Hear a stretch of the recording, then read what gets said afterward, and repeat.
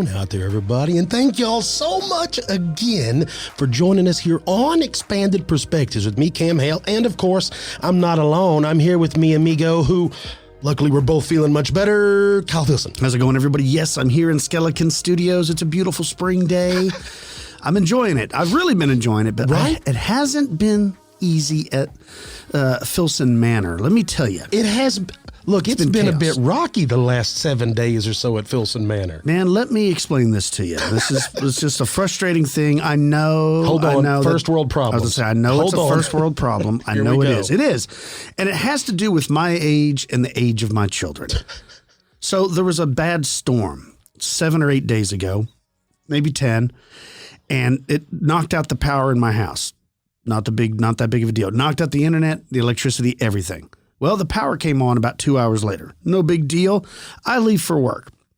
Well, when I get home, I'm told that the internet's out. I'm like, okay, no big deal. You know, you fly into dad mode. You reset? Probably. Yeah. So I go in there. I start troubleshooting. Have you unplugged it in? I'll get to that. Yeah. So I troubleshot for a while. Nah, man, I couldn't get it going. So I called the cable company. Of course, they give you the spiel on what to do, and I'm like, yeah, I know what to do. I've already done that. You know, well, it's not working. So they're like, well, we're going to have to send out a technician. The bad news is there's a lot of people in your area that are out of the internet. They don't have any internet service.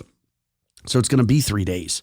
Well, this is not the best news to tell the Philson boys that there's no internet for 3 days, right? These guys are used to gaming. They're used to streaming. They're used to doing whatever those kids are doing.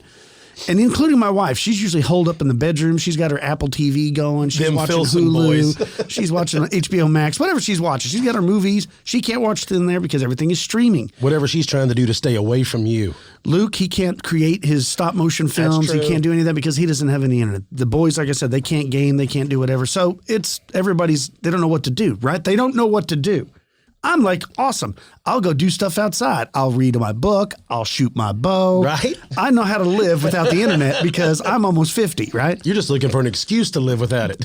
It was kind of nice, to be honest. Now, I have to admit, I have become addicted to the internet myself because after like day 3 of not being able to watch YouTube, I was going to say, but you're only really addicted to one thing. Yeah.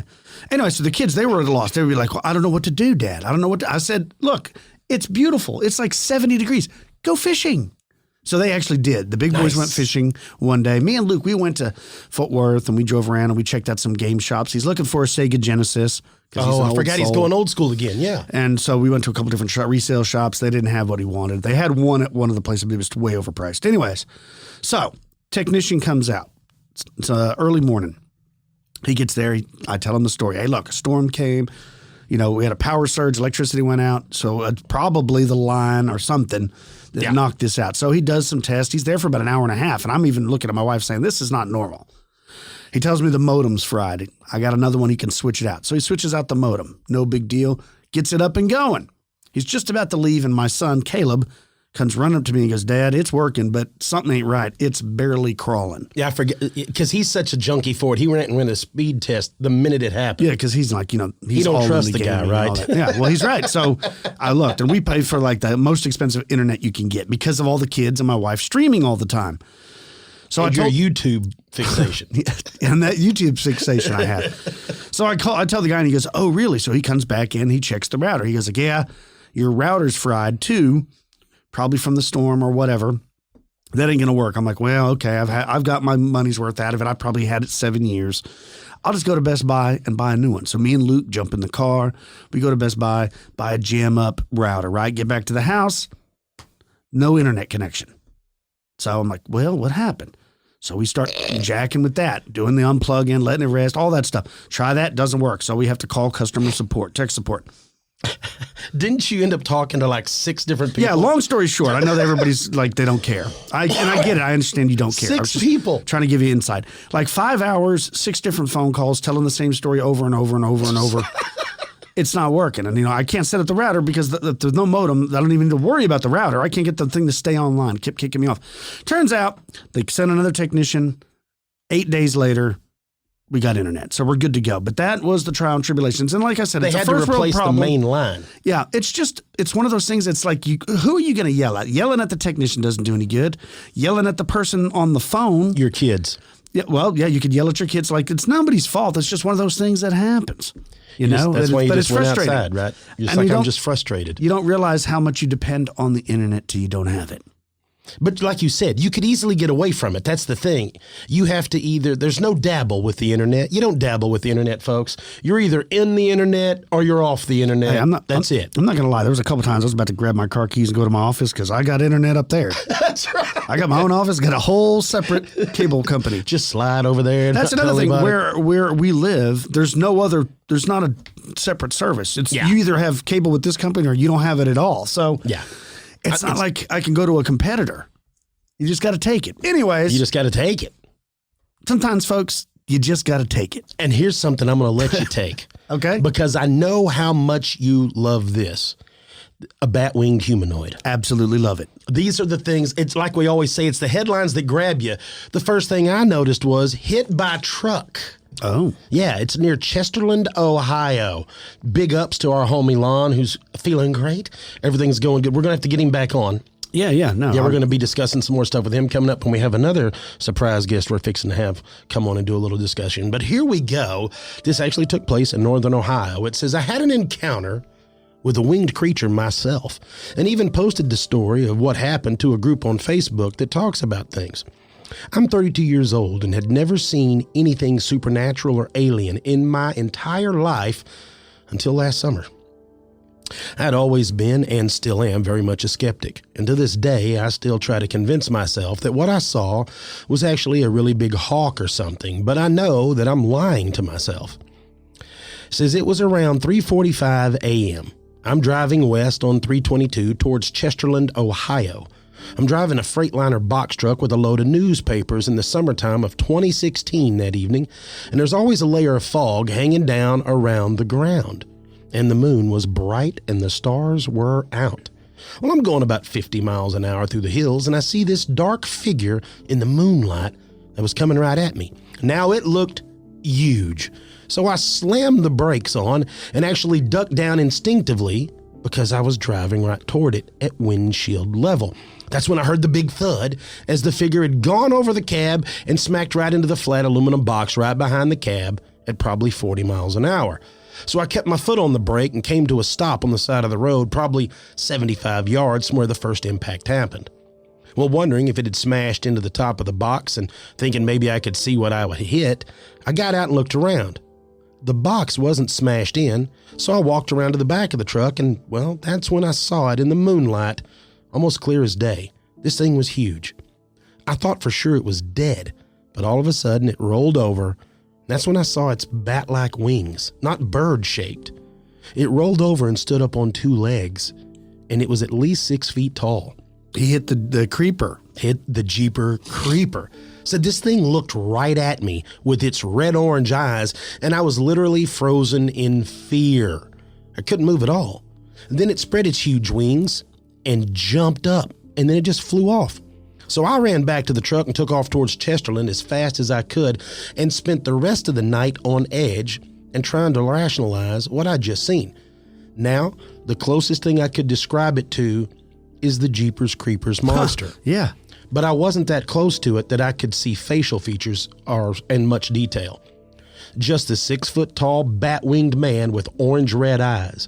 I do that route for work every week. And every time I go through that stretch on 322, I get uneasy, and it freaks me out to this day. RW. Yeah, I would be freaked out too. If you hit the Jeepers Creepers creature, I mean, how could you not be freaked out? And we've talked about this before, and actually I think we've had more than one encounter go like this where people have hit things with the top part of the truck over the cab, slamming into the trailer of the truck.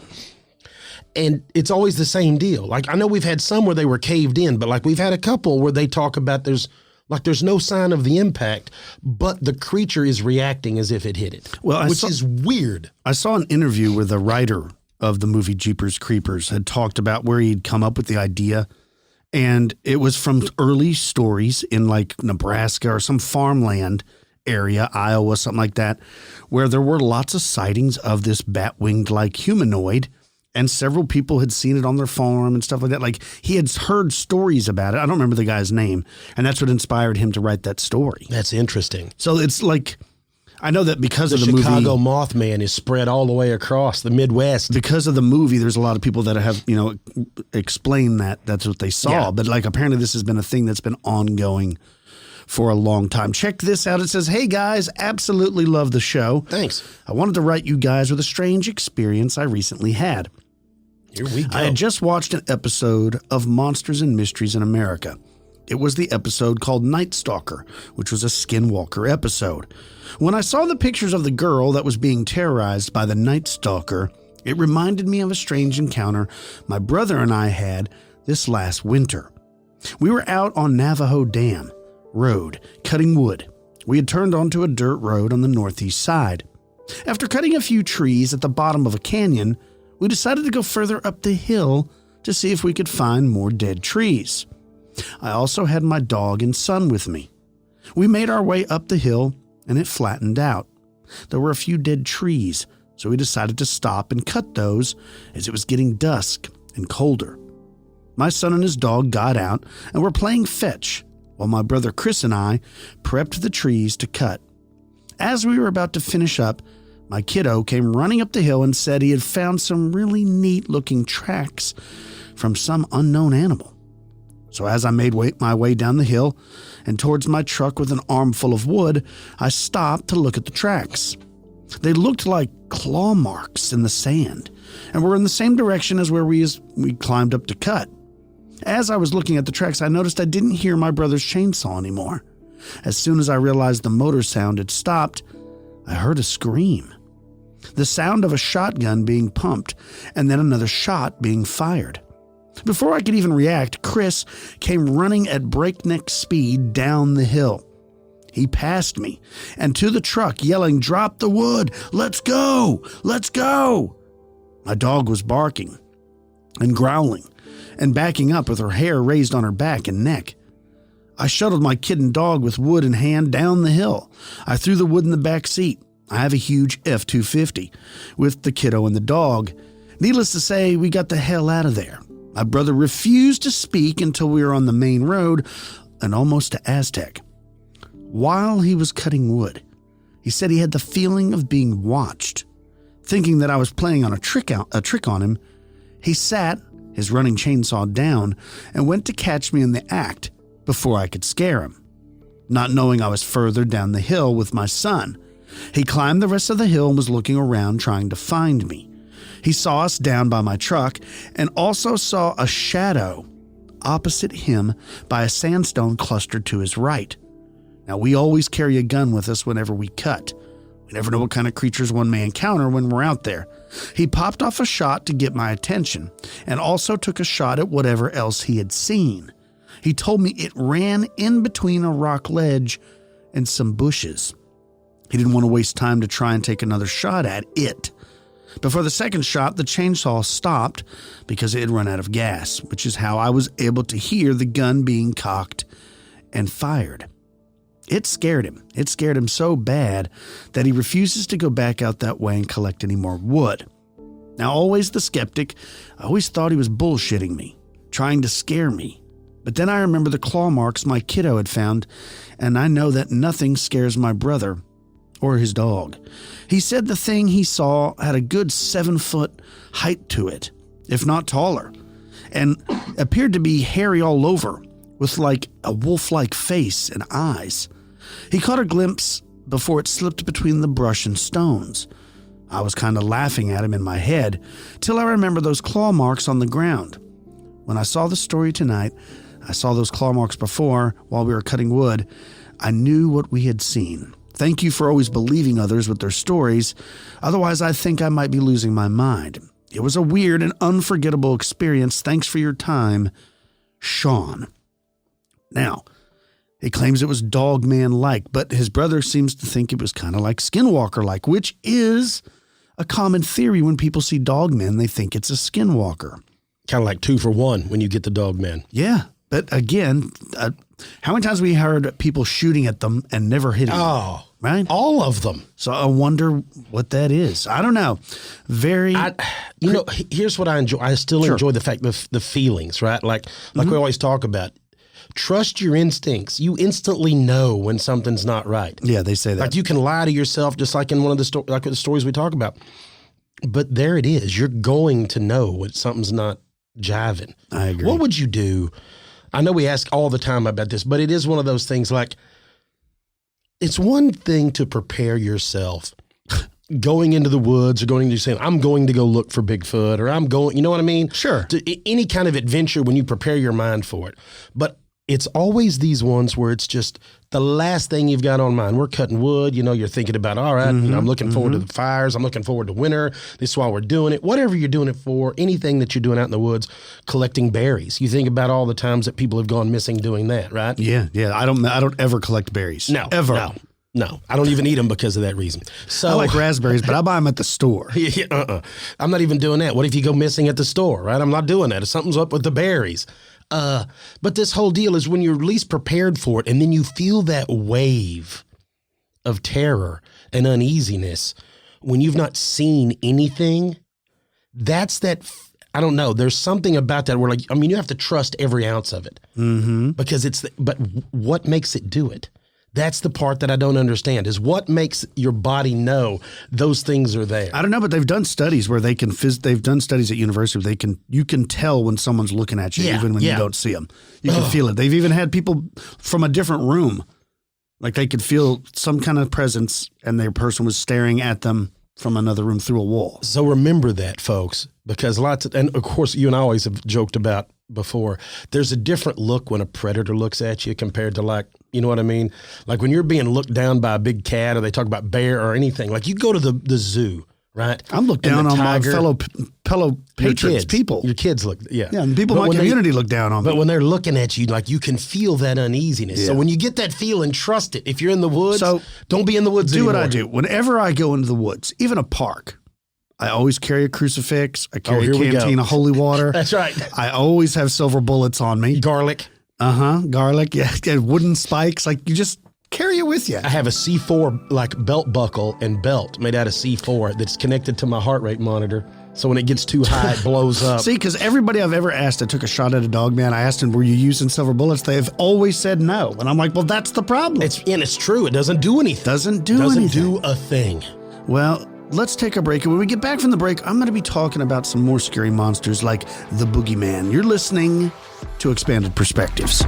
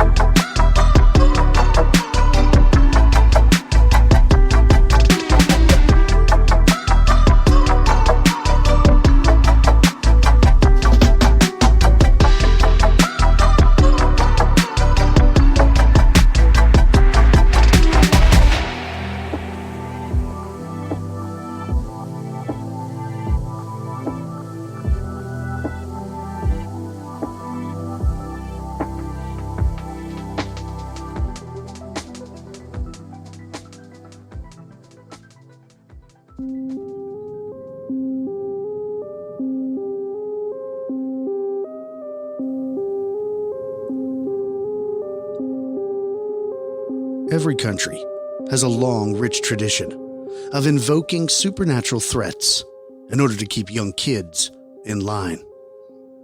Maybe parents save it for a last resort, but if and when they can't get their kids to behave, there is a certain terrifying boogeyman who can. He has many names and takes on many different forms and even genders. But every culture on Earth knows about him. The shadowy, the elusive, the diabolical entity who feasts on a strict diet of naughty children.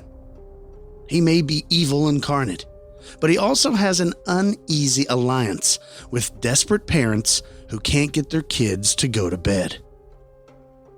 We in the English-speaking world know him as the Boogeyman, but it turns out that every culture has a name for this figure, who goes bump in the night.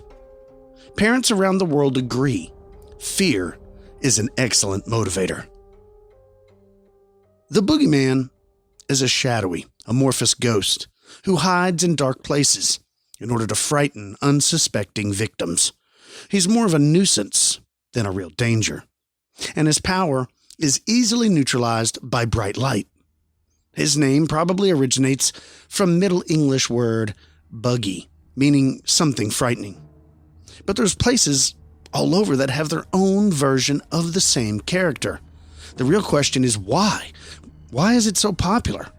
Why is every parent around the world on board with telling their children the stories about the boogeyman? Is it just a figment of our imagination, something created by parents long ago? Or is there something to the stories?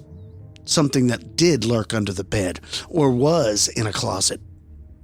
What about in the Netherlands or Germany or in Belgium? They have one called the Bokenrijders, which is buck riders, or ghost thieves who ride flying goats. They were a legend created by actual bands of thieves in the 18th century to intimidate and terrorize local farming communities. It wasn't long before farmers and parents started incorporating the tales into stories they would tell their children when they were naughty or wouldn't go to bed.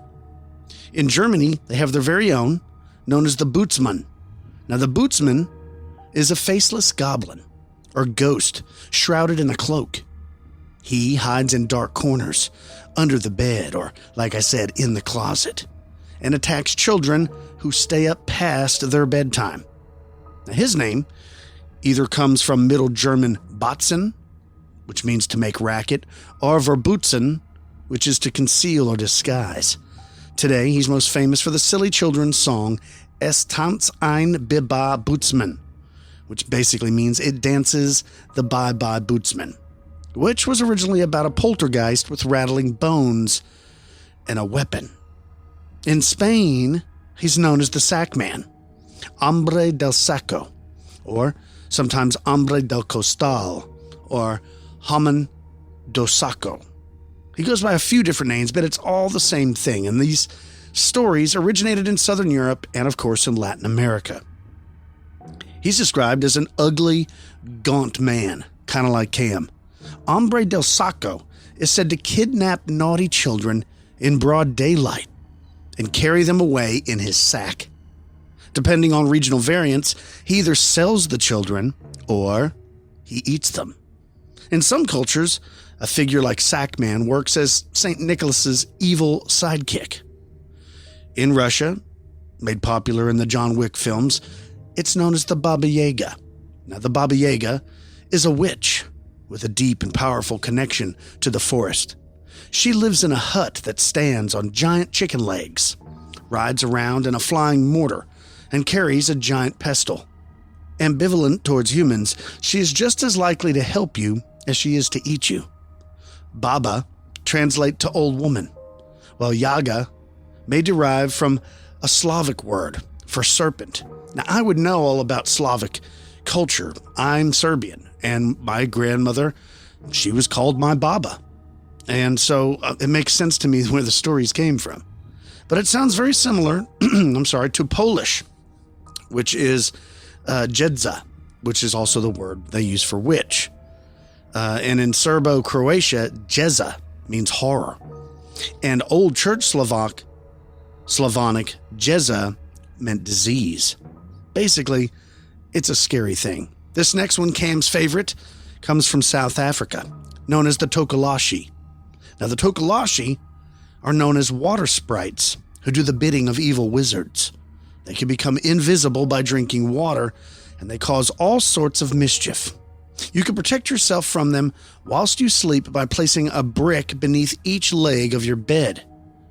But banishing them for good will require the help of a witch doctor. What about all the way up in Nepal? He's known as the Gurumappa. The Gurumappa is a man-eating giant with large, protruding fangs.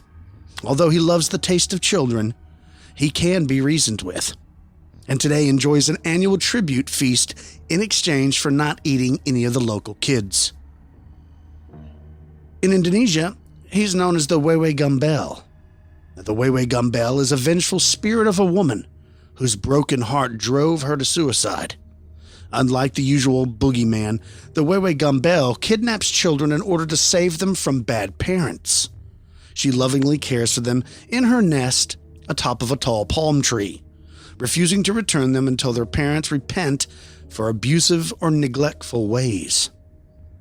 And there's many, many more. I mean, literally, almost every country has its own version. Now, whatever form it may take, there have been numerous reports from terrified witnesses who think that they have witnessed what they describe as some form of a boogeyman. One from True Ghost Tales comes from a witness who calls herself Charmaine, who says that this happened to her when she was just 7 years old. She claims that she began seeing a dwarf-like creature. She says it had sharp, yellowish teeth. This thing had red eyes, and its fingers looked like they were sharpened. This little beast would often appear lurking in the shadows, just to stare at her, often right in her own bedroom. And sometimes she said it would smile, the evilest smile I have ever seen. This is what she says of her harrowing experience with this thing. She said, "I always tried to ignore it, but it wouldn't go away. I was so scared to go to bed at night. It would appear almost every night. When the lights were turned off and my parents were sleeping, that's when it would come. They never believed me when I told them about the thing. After a few months, I ignored it, and it didn't like that. It started to scratch the underside of my bed, but I still ignored it. Until one night that it actually jumped on my bed and scratched me. I screamed and my parents came running in and told me that I was just having a bad dream. The next morning, there were real scratches on my arm. This continued for over 6 years. I got fed up with it, and one night I looked it in the eyes and I told it to go away. And it did. I never saw it again, but felt its presence a few more times. I was 16 at this time. I was visiting my friend and it was late, so I just decided to sleep there. We were sharing a bed, me, her, and her boyfriend. I woke up because her boyfriend was freaking out and said that the boogeyman was standing just right there. I sat up and I could feel the thing, its presence, but I didn't see it. I ran to put the lights on, and when we looked at her boyfriend's arm, there were real scratches on it. He told me what he saw. He described exactly the same thing that I saw all those years ago. I went cold, and the fear came back.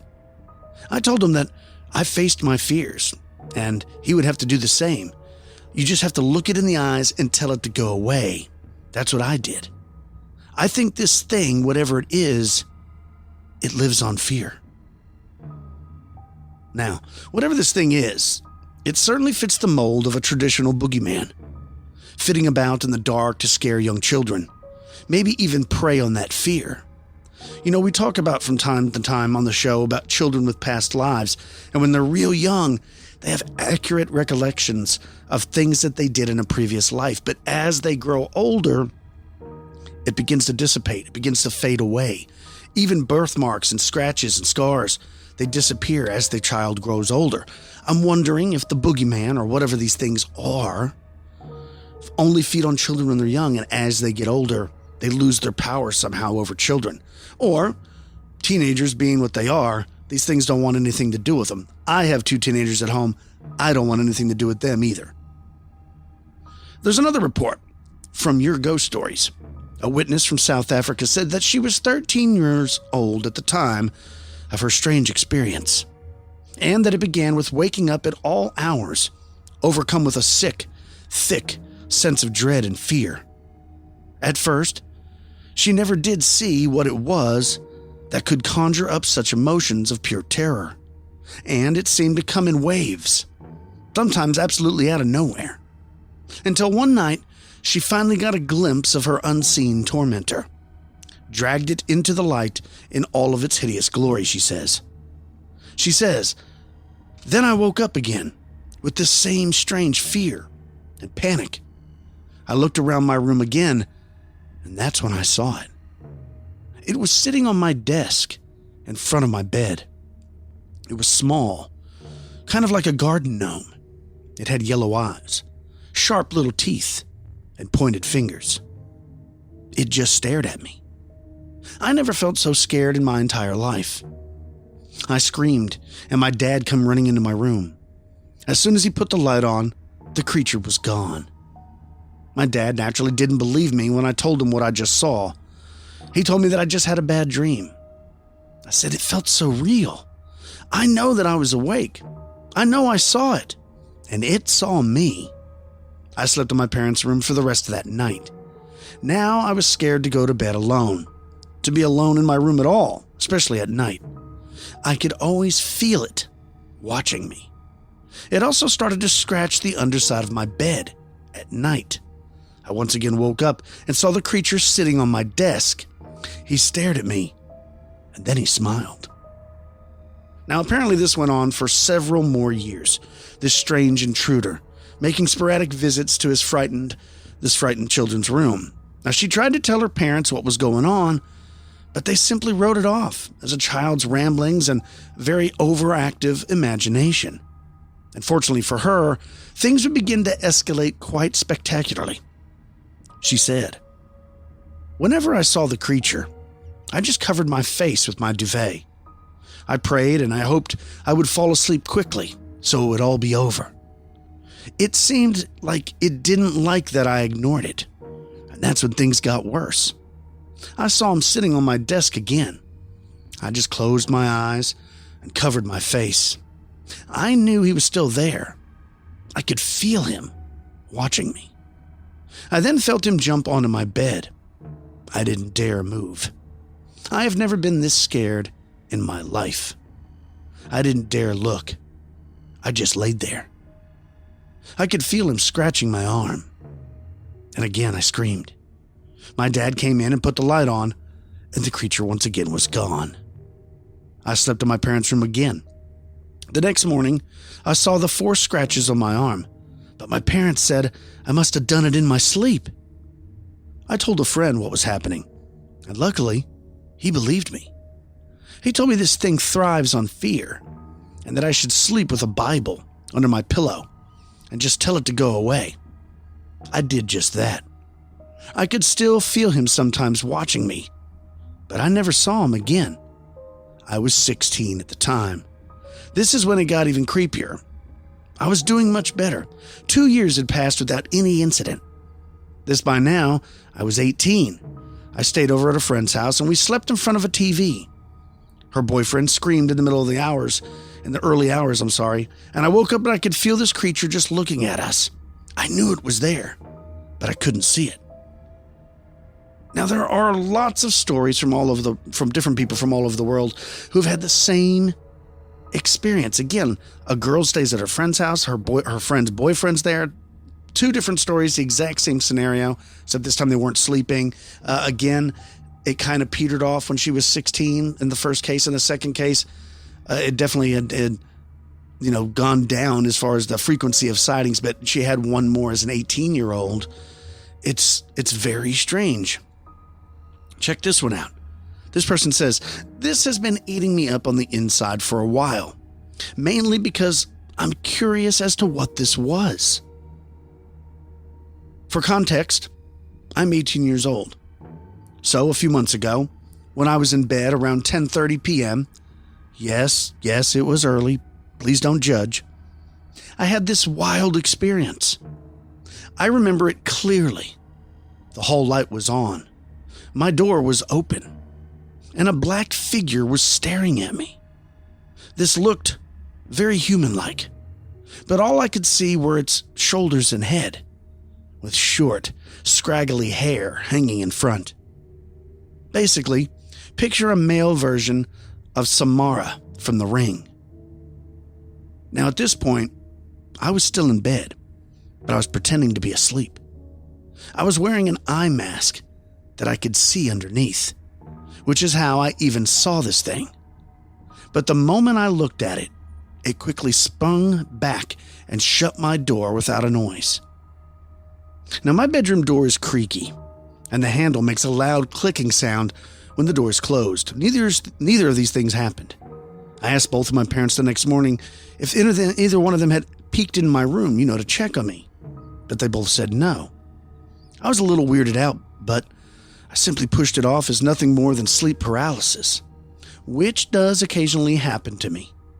The only difference is that in my normal sleep paralysis episodes, I hallucinate a tarantula crawling along whatever I'm looking at, not a human figure. No biggie, right? Wrong. The next night, around the same time, I saw the same figure peeking in my door again. This time, though, it was holding something. I couldn't make out exactly since everything was all blacked out, but it looked like it was holding a bottle. When I looked at it this time, it didn't go away. Instead, I was able to move my arm, and then it left, quietly shutting my door again. This pretty much told me that it wasn't sleep paralysis, since I could move. It hasn't happened again since, but lately I've been thinking about it again. I've been watching a lot of urban legend videos lately, but one regarding the boogeyman caught my attention. The description of the boogeyman was eerily similar to this figure, the only difference being that the boogeyman wears a hooded cloak, and this thing didn't have one. Another thing is the boogeyman usually goes after children, and like I mentioned earlier, I'm 18. Does anyone else know if this was the boogeyman or not? Or was it something else? I don't know. I'm just curious to the general consensus of what this thing is. I don't know, but it does sound eerily similar to a lot of other stories. Check out this story by somebody named Janice. She says, it was a very bright moonlight night.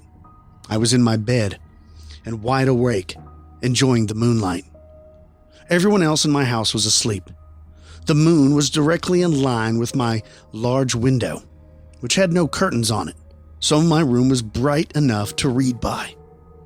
This window was at the foot of my bed, to the left. Next to it on the wall facing my bed was another large window with no curtains also.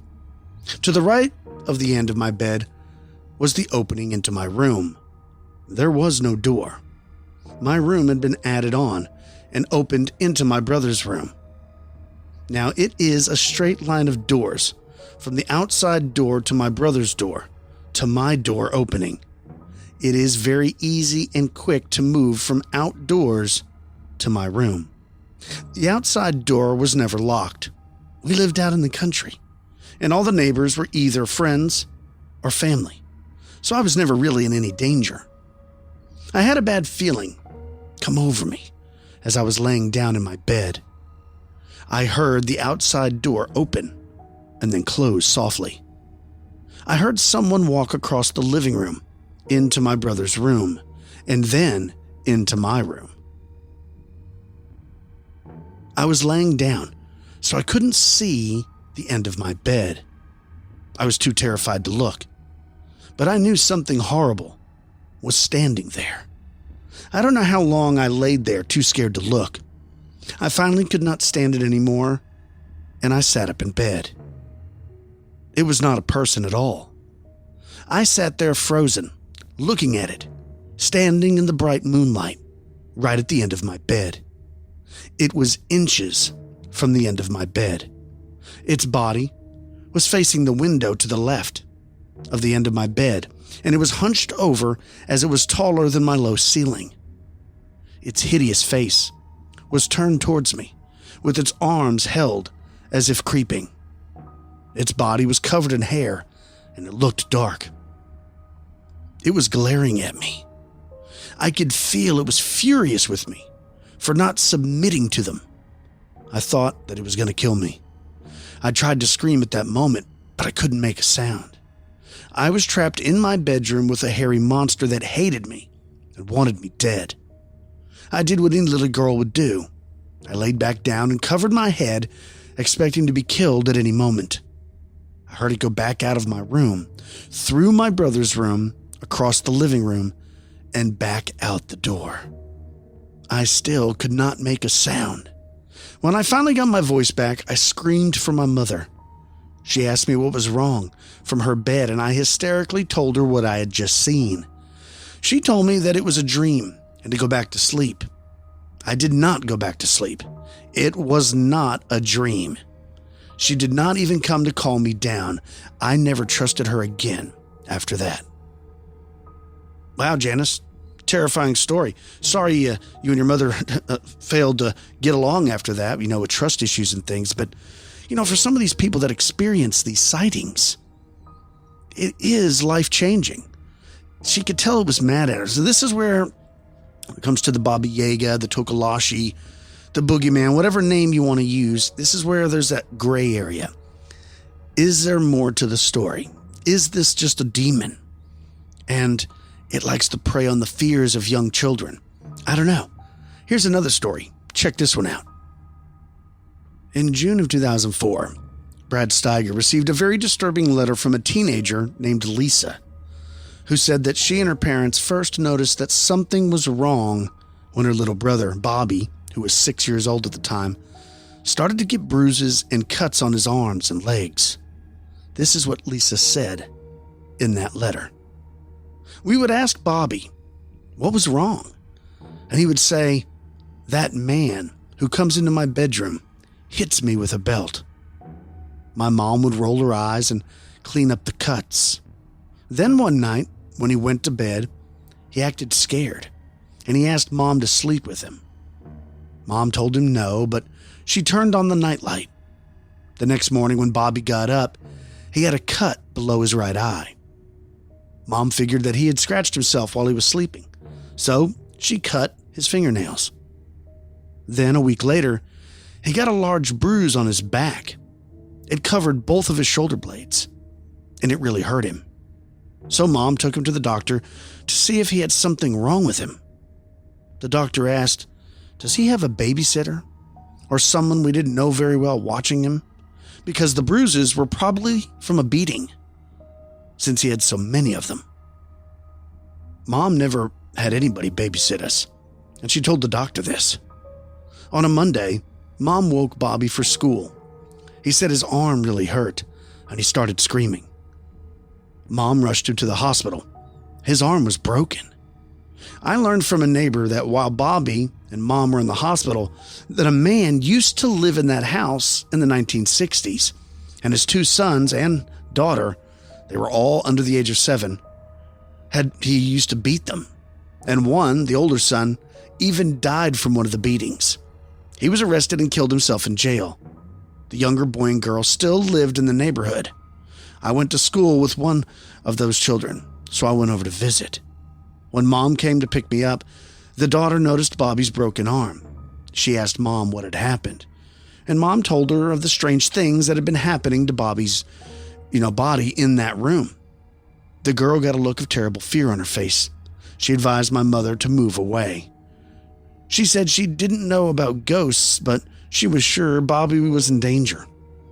The neighborhood was going to the dogs anyways, so we decided to move. We heard that a few months later that a family had moved in with a 1-month-old baby. The next day, the baby was found dead in its crib. It had a huge cut across its chest and a bruised face. I guess you couldn't even recognize the baby. The parents were tried for child abuse and the death, but no evidence was ever found that they did anything to their baby, so they were released. I'm 19 now, and I was about 10 years old when all this went on, but I remember enough to know that the ghost of that terrible man was abusing my brother. Thanks, Lisa. That is terrifying, right? In this sense, the kid is being terrified by, the boogeyman, but it's a ghost. A ghost can give out beatings. I never heard of something like that before. What a wild and crazy phenomenon and experience for anyone to have. I don't know. So what is the boogeyman? And why is it so popular? Across so many cultures, we still get these stories of something mysterious terrorizing children. And it does make one wonder if all this is just a child's way to deal with fear of the unknown or something more. This is a universal characteristic. These tales told in order to terrify kids, as well as many children calling for their parents in the middle of the night as something they cannot fathom looms there in the dark. Could it possibly be that the phenomenon has spurred on the stories rather than the other way around? Could these be some form of entity that feeds on the strong fear of the very young, harvesting their terror? Or is it just stories? Folklore, man, and an unchanging archetype passed down from one parent to another, from one generation to the next, kind of like Santa Claus. A cautionary tale used to keep children in check. Whatever you may think, kids across the world will probably keep on being scared by these perceived threats, whether real or imagined. One thing is certain, be sure to check your closets tonight. You're listening to Expanded Perspectives.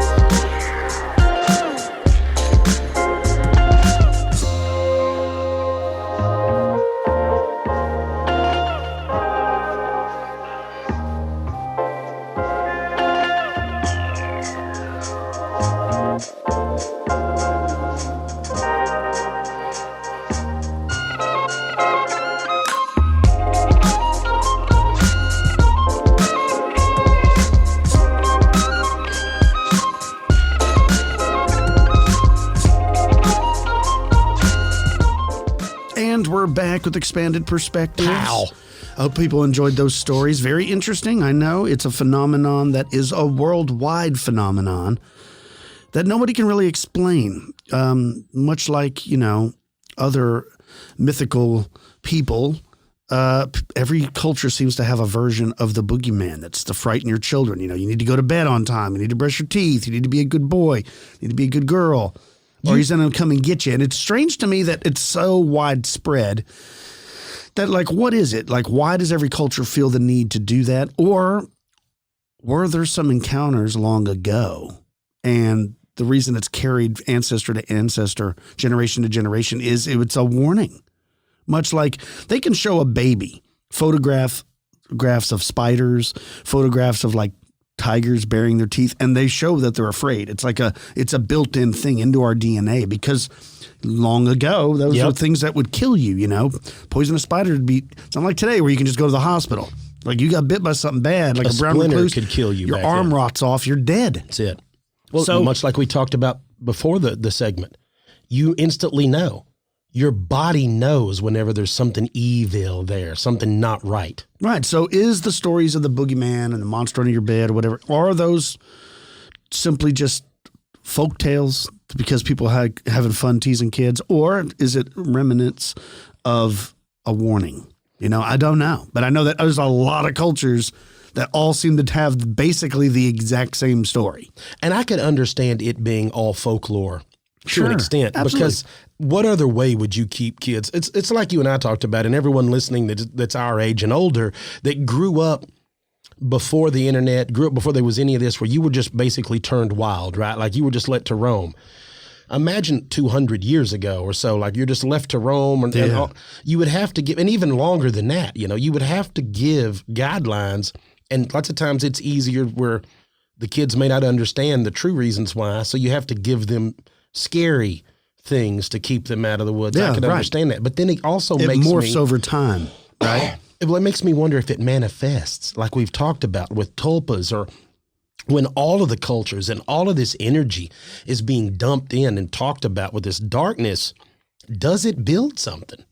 I've always wondered that. Does it fill in its own gaps? Years ago, when we had first started the show, I was seriously collecting and entertaining the idea of writing a book specifically about the boogeyman, because I was very interested in how many cultures and how many people all have. It's the one thing I can think of that it's universally shared, right? The same concept, the same ideals. It's and like you said, maybe from the same stream. Maybe that's, because like we know about child abduction and stuff. Heck, we have adult abduction. Imagine back then, how easy it would be. So you had to watch your kids, like you said, but kids were able to roam.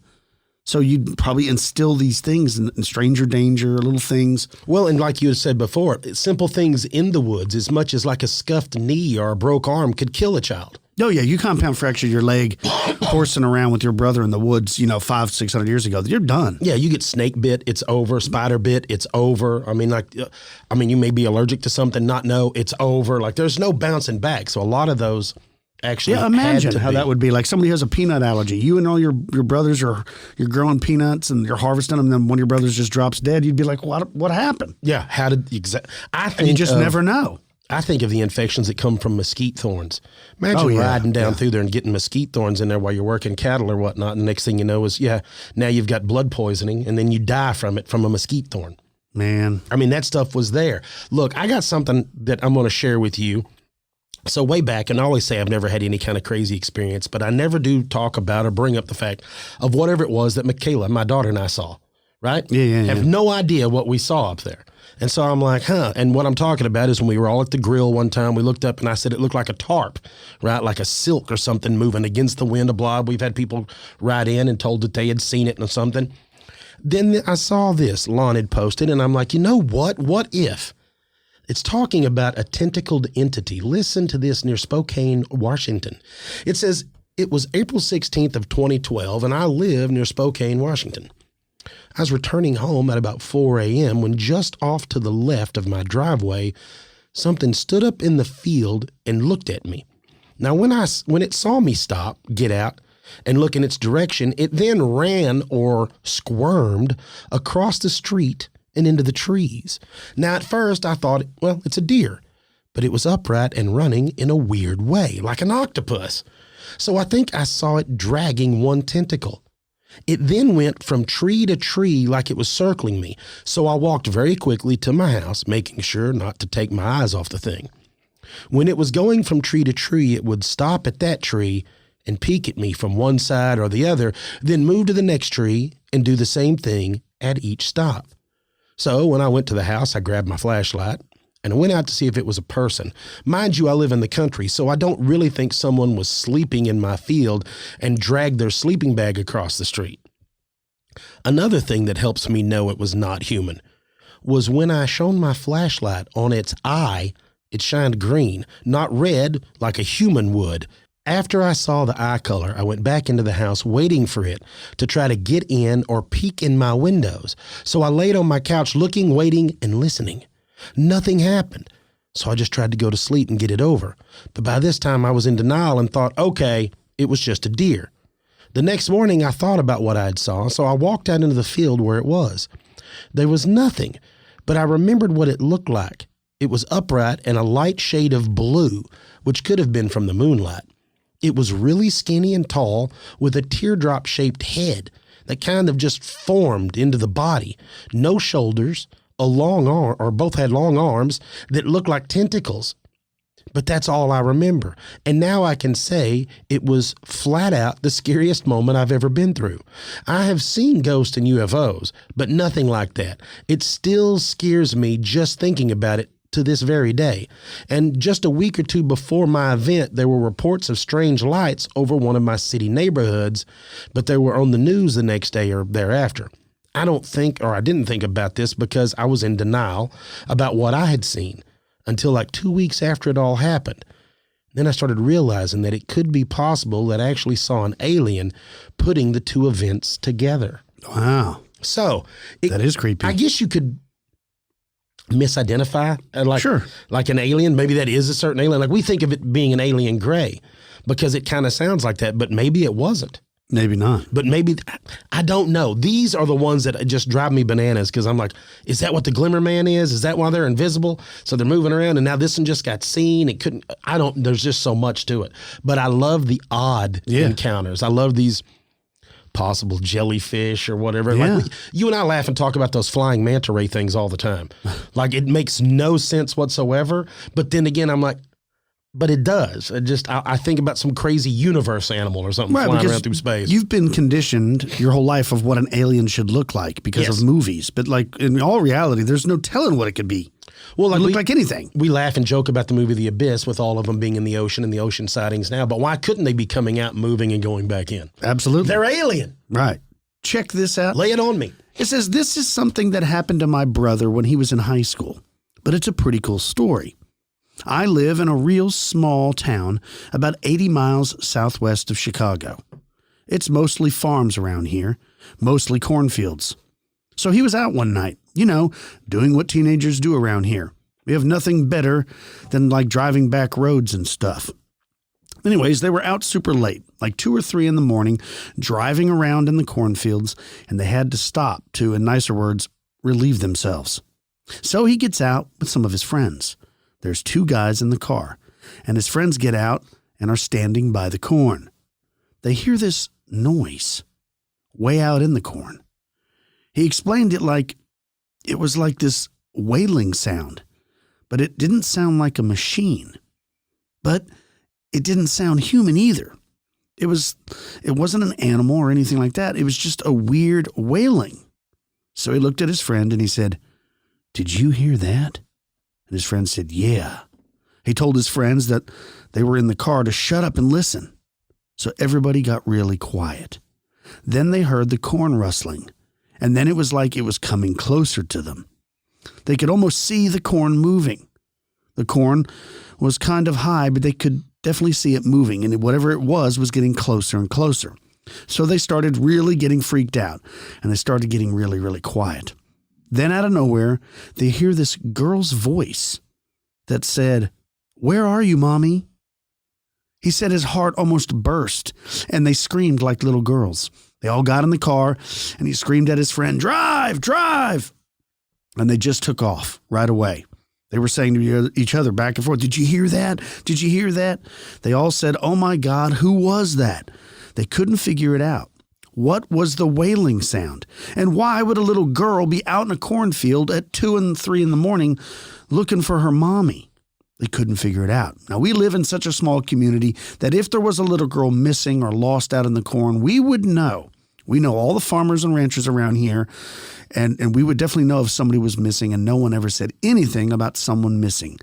So what did my brother hear? Was it a ghost or something else? Tell me what you think, Samantha. Well, that's a creepy story, right? Evil. It's a creepy story, and there are stories of puckwudgies and stuff, and fae, where they try to lure you into the forest. Lure you into the cornfields, to me, would probably be the same thing. I don't know. It sounds demonic to me. I definitely don't think there was a physical little girl out there wandering around looking for her mommy. No. But it's creepy, right? I don't know why.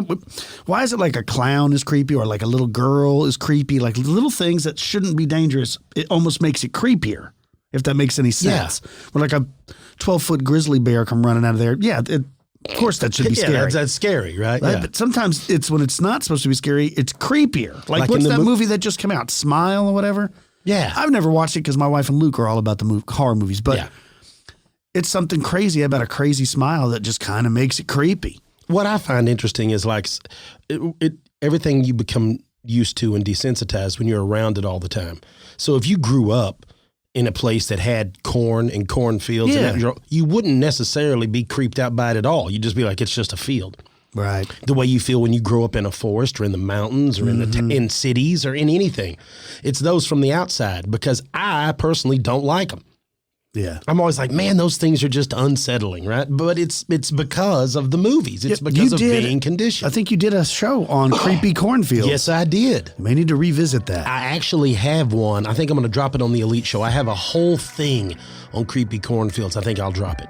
Well, that sounds good. Well, I hope everybody liked today's show. If you have any stories you'd like to share with me and Cam and the listeners, do not hesitate. You can email us at expandedperspectives@yahoo.com. You can call the show 888-393-BRUD. That's 888-393-2783. Let's not forget about our sponsor, Mint Mobile. To get your new wireless plan starting at just $15 a month, you need to go to mintmobile.com/expanded. That's mintmobile.com/expanded. Hope everybody out there has a good week. Till next time, folks, I'm Kyle. He's Cam. Peace, y'all.